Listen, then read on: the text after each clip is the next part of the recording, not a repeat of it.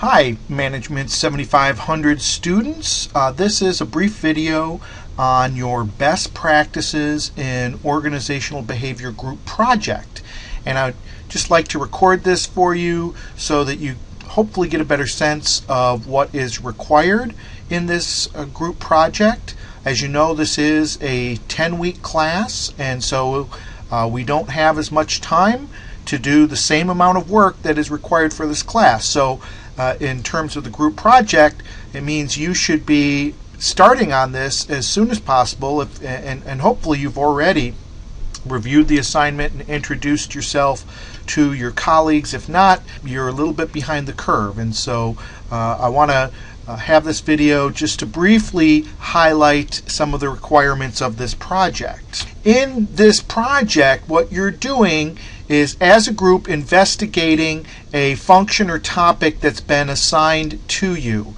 And you can see that in the assignment itself. I identify which group has been assigned which topic, and also in your group area under the best practices groups, I've also identified the topic that has been assigned to you. So you should begin your investigation by looking in your textbook. But I'm expecting that your presentation and your paper that are going to be the result of this project should go well beyond what is in the textbook, and you should have researched many other sources beyond the textbook. For example, other books, case studies, journal articles that present research on your topic, etc. You should be, in your presentation, be talking about the best practices for managing some function related to organizational behavior, and it should be practical, it should be cutting edge, but it should also address the implications of managing the topic that you've been assigned within a global strategy. So there's two main outcomes of this project. One is a white paper, and this is where you describe the best practices in a global context, as well as the evidence, the research that you have supporting those best practices. The white paper should be 23 to 25 pages in length. That includes the cover page and executive summary, the body, and the references. You should use 12-point font and 1-inch margins, and references and citations should be formatted in APA style.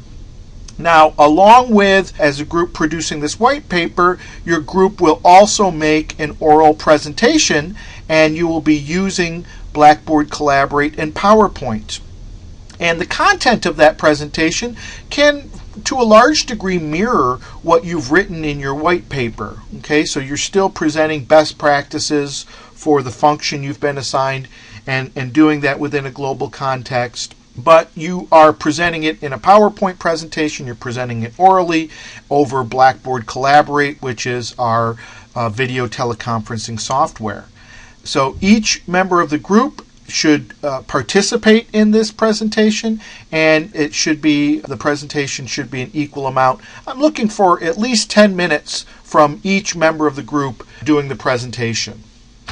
How will I evaluate this? Well, as all assignments, I have a rubric in your syllabus, and so you should review this just as an overview. Part of what I'm looking at is the quality of the oral and written communications. Now, to a large degree, this means how well do you integrate the different parts of your paper and presentation. So does it feel like a cohesive whole? Does it feel like you worked together in writing this paper? I understand that you will probably have different people work on different parts, but you need to come together as a group and work together as a group to make it seem like a cohesive whole. And so I will be evaluating that, and to a lesser extent, but also I will be evaluating grammar and syntax.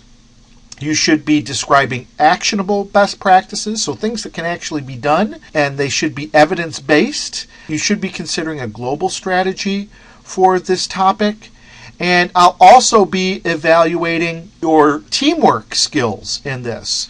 And so as part of this, you will do a self and a peer evaluation. I have a form posted on Blackboard for teamwork evaluations, and these are due the day after you make your final oral presentation. Just a note, I will also be observing how the teams function and making my own teamwork evaluation. If there are free riders in these groups, I expect that the team members will identify how that person did not pull his or her weight. On the assignment, you'll see that I have major milestones. And so, as I said at the beginning of this presentation, you should have reviewed the assignment and got to know your group last week. This week, you should be developing a plan for your project that spells out the goals that you have as a group and specifies a project timeline. And I'm expecting a timeline that's a little bit more detailed than the one I have presented here and in the assignment. You should post that project plan in your file exchange area and schedule a update meeting with me. And so I'm expecting that next week we will be meeting. And so you need to schedule a meeting with me, and we'll meet on Blackboard Collaborate and go over your project plan. I'm also want you to have a second update meeting with me during the 6th week of class. You can see that. And then by February 3rd through 9th, you should be scheduling your final presentation. The white paper and the PowerPoint slides for your presentation are due on March 17th. And then during the last weeks of class, you should be giving your final presentation and submitting your teamwork ratings. Those are the major milestones. Hopefully that this video has helped you to understand a little bit more about what this group project entails. If you do have questions, please don't hesitate to contact me. And I look forward to meeting with your group soon to see the project plans that you've been developing. Okay, thank you.